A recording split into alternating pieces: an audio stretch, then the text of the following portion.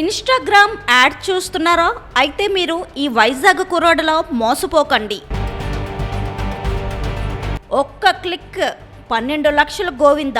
విశాఖ విద్యార్థిని నిలువున ముంచిన క్రికెట్ ప్రిడిక్షన్ మాయాజాలం.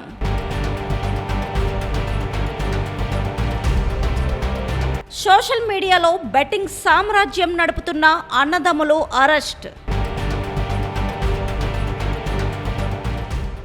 స్క్రీన్ మీద మెరిసే ప్రకటనలో భారీ లాభాల ఆశ చూపడంతో యువత భవిష్యత్తు బెట్టింగ్ ఊబిలో కూరుకుపోతుంది. విశాఖపట్నంలో సామాన్యుల అమాయకత్వాన్ని ఆసరాగా చేసుకుని సోషల్ మీడియా వేదికగా లక్షల రూపాయలు కొల్లగొడుతున్న ఒక కేటుగాళ్ల ముఠాను సైబర్ క్రైమ్ పోలీసులు అరెస్టు చేశారు. ఇందులో విచారకరమైన విషయం ఏమిటంటే, యువతకు స్ఫూర్తినివ్వాల్సిన ఒక బాస్కెట్బాల్ కోచ్ తన తమ్ముడితో కలిసి ఈ దందాకు తెరలేపాడు.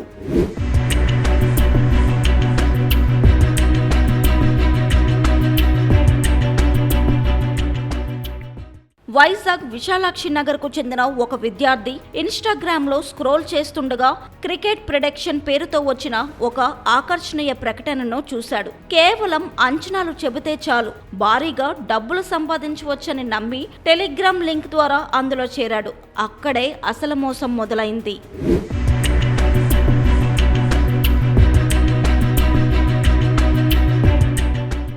నిందితులు వాన సాయి గణేష్, వాన అనిల్ కుమార్ అనే అన్నదమ్ములు ఈ నెట్వర్క్ ను నడుపుతున్నారు. సాయి గణేష్ రుషికొండలోని ఒక ప్రముఖ విద్యా సంస్థలో బాస్కెట్బాల్ కోచ్ గా పనిచేస్తూనే మరోవైపు ఈ చీకటి వ్యాపారాన్ని సాగిస్తున్నాడు. వీరు వెబ్సైట్లను ప్రమోట్ చేస్తూ యువతను బెట్టింగ్ వైపు మళ్లించేవారు.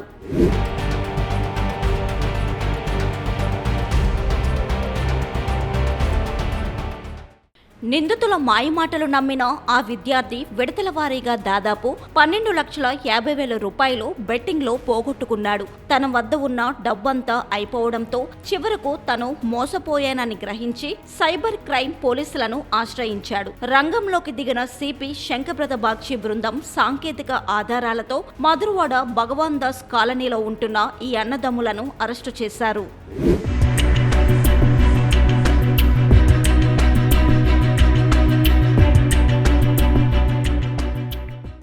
సోషల్ మీడియాలో వచ్చే అనధికారిక బెట్టింగ్ యాప్స్ మరియు ఈజీ మనీ ప్రకటనల పట్ల అప్రమత్తంగా ఉండాలని పోలీసులు హెచ్చరిస్తున్నారు. ముఖ్యంగా యువత తమ బంగారు భవిష్యత్తును ఇలాంటి వ్యసనాలకు బలి చేయవద్దని కోరుతున్నారు. మీ ఫోన్లలో ఏదైనా అనుమానాస్పద లింక్ వస్తే క్లిక్ చేయవద్దు. ఒకవేళ మోసపోతే వెంటనే 1930 నెంబర్కు ఫిర్యాదు చేయాలని సూచిస్తున్నారు.